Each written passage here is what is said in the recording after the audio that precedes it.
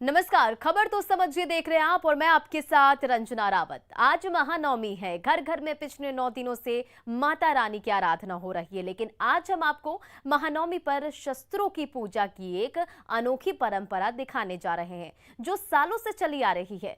क्यों होती है शस्त्रों की पूजा, कौन शस्त्रों का साधक है, सबसे पहले ये रिपोर्ट देखिए, फिर खबर तो समझिए।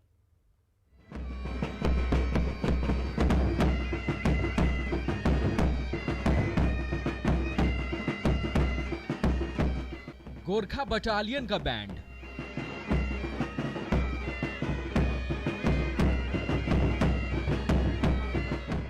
दुश्मनों को छक्के छुड़ाने वाले शस्त्रों की पूजा,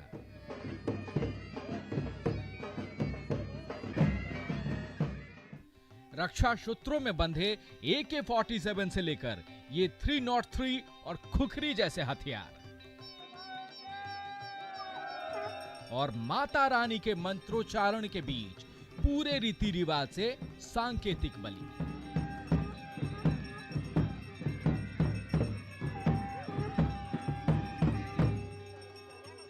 नवरात्र में जहां देश और माता की शक्ति रूप की पूजा होती है, वहीं जवानों के बीच नवमी के दिन शस्त्रों की पूजा का विशेष महत्व है। आप देखेंगे कि यहाँ पे तमाम तरह के शस्त्र जो हैं वो मौजूद हैं। LMG हैं, यहाँ पे इंसास है, AK-47 आप देख रहे हैं, 303 LMG जो है वो आपको यहाँ पे दिखाई पड़ रहा है, खुखरी है। और यहाँ पे अगर आपको दिखाऊं कि AK-47 जिसकी सबसे बड़ी चर्चा होती है, उनकी पूजा हो रही है। मान्यता है कि जिस तरह हथियारों से दुर्गा माँ ने असुरों का वध किया था, उसी तरह ये हथियार भी उन राक्षसों का वध करेंगे जो देश पर गलत निगाहें डालेंगे। माता ने महिषासुर, शुंभ निशुंभ जितना भी राक्षस पहले देवता लोग को दुख दिए थे, उस समय हथियार साथ में लेके सब 33 कोटि देवता ने अपना अपना शक्ति दिए, उसी हथियार के स्वरूप में दिए थे। उसी के अनुसार माँ ने सब अपना शक्ति का रूप निकाल के सब महिषासुर को इनको निवारण किए थे।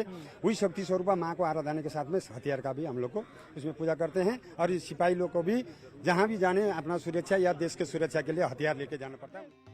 सजा धजा कर हथियारों को कैंपस में सलीके से रखा गया है। शस्त्रों की पूजा हो रही है और चारों तरफ खड़े जवान पूजा में शामिल हैं। हर साल नवमी पर BMP 1 के गोरखा बटालियन अपने सारे अस्त्र शस्त्र की विधिवत पूजा करते हैं। युद्ध के मैदान में या फिर ऐसा मौका है जब हथियार का इस्तेमाल करना हो, तो जवानों के हथियार कभी धोखा ना दे, यही माता रानी से इनकी कामना होती है। जैसे जैसे काल परिवर्तन होते गया, बहुत सारा मॉडलाइज नए जमाने के शस्त्र आ गए, लेकिन अब ये गन जो है बहुत फोर्स के लिए, एक डिफेंस के लिए बहुत ही कारगर इम्पोर्टेंस हथियार है।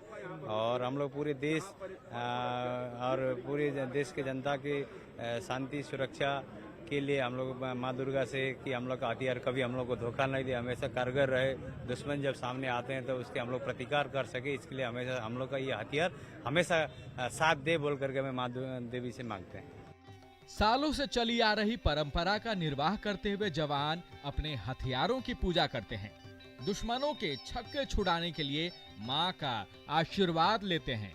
गोरखा जवानों में हथियारों की पूजा की परंपरा बटालियन के गठन के समय से ही चली आ रही है। न्यूज़ 18 के लिए पटना से रवि एस नारायण की रिपोर्ट।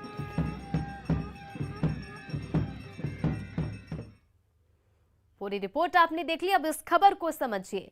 गोरखा बटालियन में शस्त्र पूजा की परंपरा पुरानी है और साल 1980 से शस्त्र पूजा की परंपरा चली आ रही है, यानी कि ये परंपरा 141 सालों से निरंतर जारी है। शस्त्रों की रक्षा के लिए पूजा की जाती है और शस्त्र कभी उन्हें धोखा ना दे, इसके लिए मां से कामना भी की जाती है। जवानों की माने तो उनका गन ही उनके साथ हमेशा मौजूद रहता है। एक तरह से गन उनका सुरक्षा कवच है, लिहाजा जरूरत पड़ने पर वो कभी धोखा ना दे, इसकी कामना वो माता रानी से करते हैं। चलिए बढ़ते अब अपनी अगली खबर की ओर। इधर झारखंड की राजधानी रांची के जापवन ग्राउंड में भी महानवमी पर शस्त्रों की परंपरागत पूजा अर्चना देखने को मिली। शक्ति की भक्ति में डूबे जाबाजों ने हवाई फायरिंग करके माता रानी को सलामी दी। पूरी रिपोर्ट देखिए, फिर खबर तो समझिए।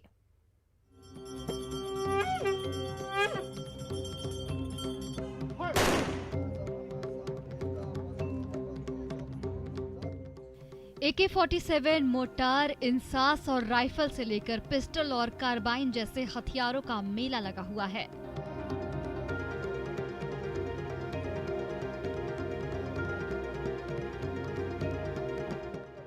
यही हाईटेक अस्त्र सीमा पर दुश्मनों के छक्के छुड़ा देते हैं तो देश और समाज में अशांति फैलाने वालों को घुटने टेकने पर मजबूर कर देते हैं। नवरात्रि के मौके पर डोरंडा के जैप वन ग्राउंड में इस बार भी शक्ति स्वरूप अस्त्र शस्त्रों की परंपरागत पूजा अर्चना का दौर शुरू हुआ। AK-47 और मोर्टार जैसे हथियारों पर तिलक लगाने के बाद जब जाबाज जैप जवानों ने हवाई फायरिंग की तो हर कोई शक्ति की भक्ति में डूब सा गया।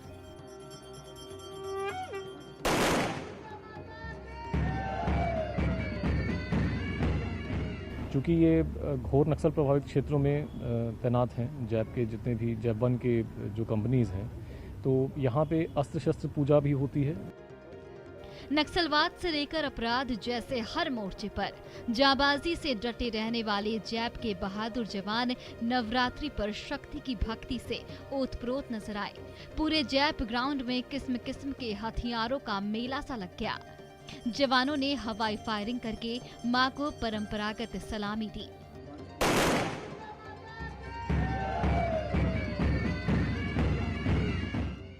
तो देवी स्वरूप कन्या पूजन का भी आयोजन किया गया, जिसमें छोटी छोटी बच्चियों को पूरे विधि विधान के साथ आराधना की गई। बहुत अच्छा लग रहा है। जी हाँ। क्या क्या हुआ यहाँ पर खास? अब खास क्या बोले, वो कमांडेंट आए, हम लोग का पूजा की, हम लोग को तोहफा दिए, प्रसादी दिए, दक्षिणा दिए और यहाँ पे अब बलि चढ़ेगी। नवरात्रि पर साल 1880 में तब के गोरखा ब्रिगेड और आज के जैप वन में शक्ति पूजा की जो परंपरा शुरू हुई, उसे आज भी उसी भक्ति भाव के साथ निभाया गया, जिसमें हर जवान ने भाग लिया और शक्ति स्वरूपा देवी की पूजा अर्चना की। ओम प्रकाश, न्यूज़ 18 रांची।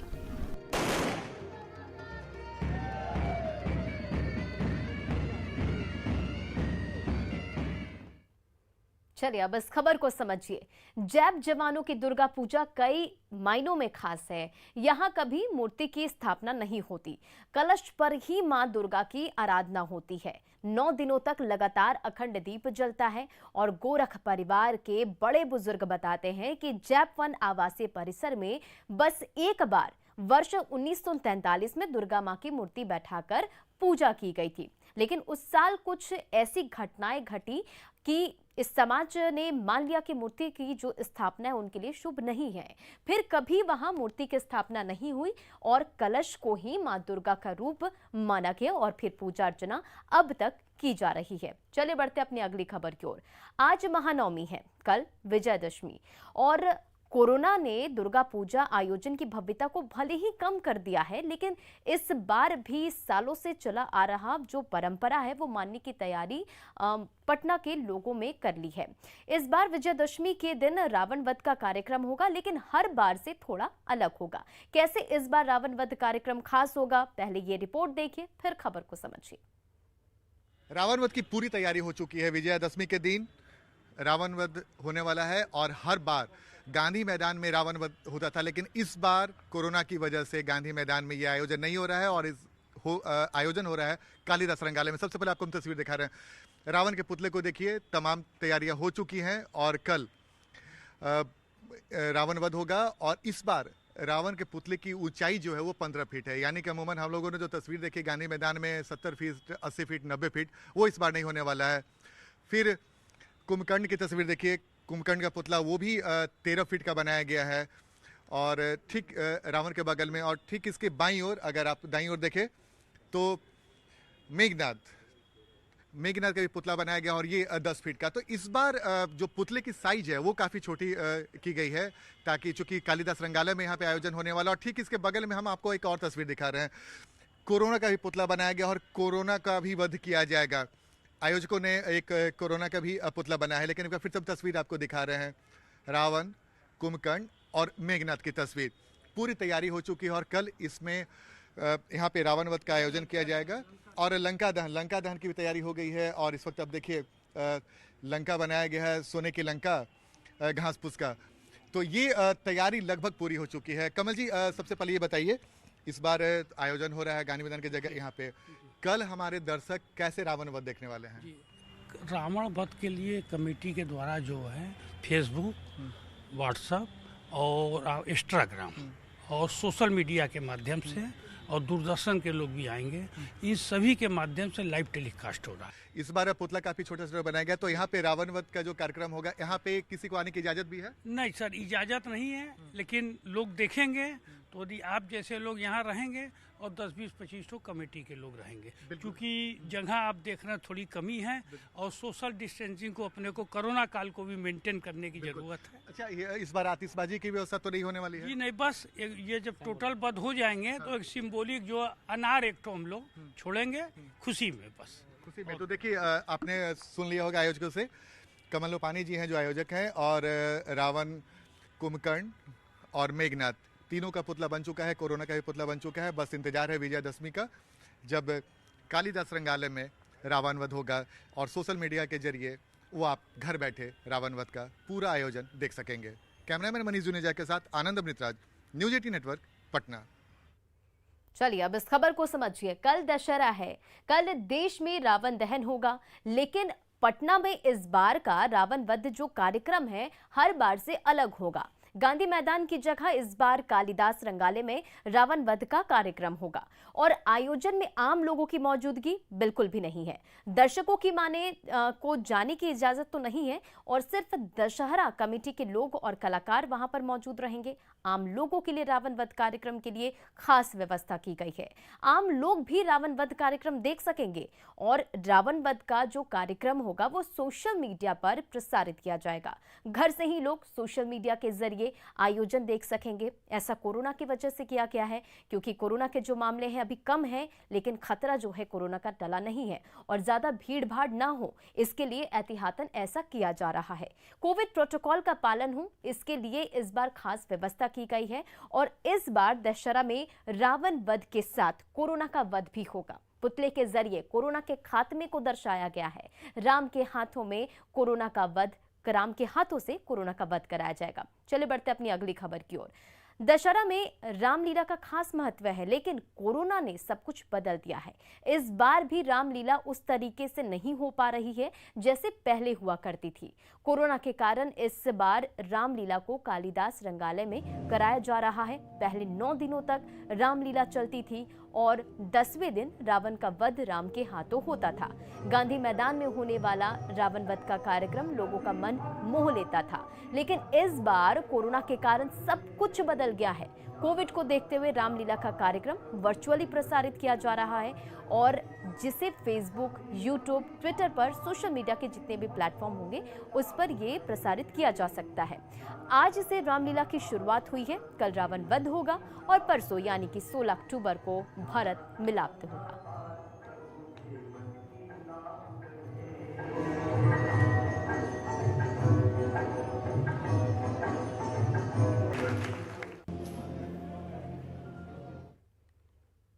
चलिए अब इस खबर को समझिए। भारत में रामलीला का परंपरा जो है वो सदियों पुरानी है। रामलीला में संस्कृति का सार है और दुर्गा पूजा में 10 दिनों तक चलने वाले रामलीला की परंपरा है। रामलीला का मंचन भारत में ही नहीं बल्कि दुनिया के अलग अलग हिस्सों में बड़े उत्साह के साथ किया जाता है।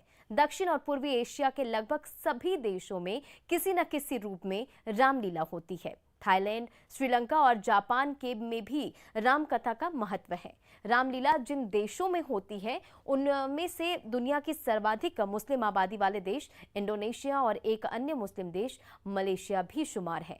मुस्लिम देशों के अलावा दक्षिण Korea, Fiji, Suriname, Trinidad, America, Sri Lanka, Thailand, Mauritius, Nepal जैसे देशों में भी रामलीला की वैश्विकता परिभाषित है। और फिलहाल आज के इस बुलेटिन में इतना ही। बने रहे आप न्यूज़ 18 बिहार झारखंड के साथ।